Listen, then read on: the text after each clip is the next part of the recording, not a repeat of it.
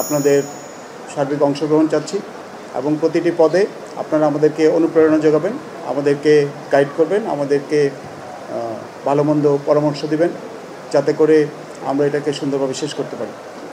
আর এই মহতী উদ্যোগ আমি যেটা বলেছি, আমাদের অতীতেও চ্যালেঞ্জ ছিল, সেই চ্যালেঞ্জ মোকাবেলা করেই দেশের সার্বিক বিরাজমান পরিস্থিতির সাথে তাল মিলিয়ে আমরা এই প্রচেষ্টাকে সফল করার চেষ্টা করেছি।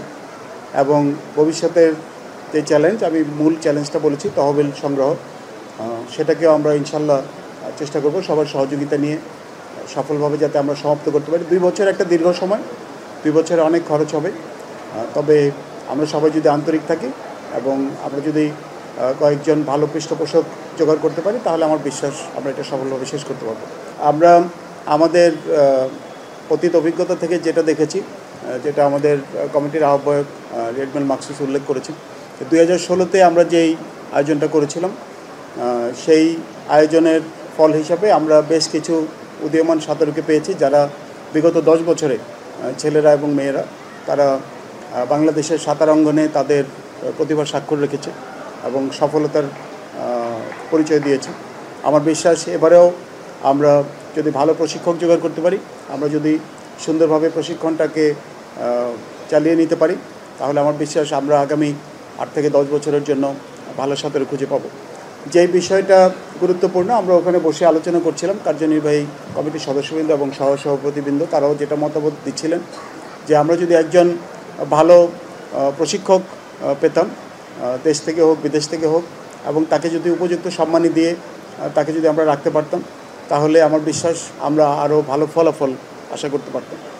দীর্ঘ 2 বছর একজন যদি নাও থাকেন, একাধিক প্রশিক্ষক যদি নিতে পারি, একজন পুরুষ এবং একজন মহিলা প্রশিক্ষক যদি আমরা নিতে পারতাম, তাহলে আমার বিশ্বাস আমরা এটাকে সুন্দরভাবে শেষ করতে পারতাম। এই সব কিছুর জন্যই যেটা দরকার, যেটা বললাম আমি, তহবিলের প্রয়োজন। তো এটা যদি আমরা জোগাড় করতে পারি, তাহলে আমরা ইনশাল্লাহ এমন সাঁতারু তৈরি করতে পারবো যারা শুধুমাত্র জাতীয় পর্যায়ে না, আন্তর্জাতিক পর্যায়েও তাদের সফলতার স্বাক্ষর রাখতে পারবে। আমাদের জেনারেল সেক্রেটারি এই বিষয়ে তার মতামত দেবেন। আমরা ইতিমধ্যেই এই বিষয়টি সিদ্ধান্ত নিয়েছি।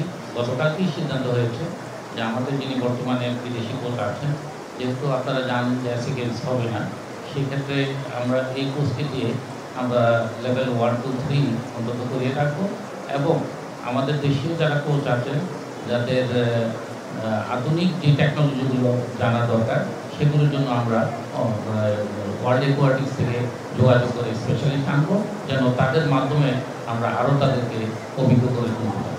আপনাদের সবাইকে অনেক ধন্যবাদ আপনাদের সহযোগিতার জন্য, এবং আমার একান্ত অনুরোধ থাকবে যে আপনারা মিডিয়ার ভাই ও বোনেরা আপনারা ভবিষ্যতেও সুইমিং ফেডারেশনের পাশে থাকবেন ইনশাল্লাহ, এবং আমাদেরকে অনুপ্রেরণা দিবেন, আমাদেরকে সমালোচনাও করবেন, কিন্তু একই সাথে পরামর্শ দেবেন।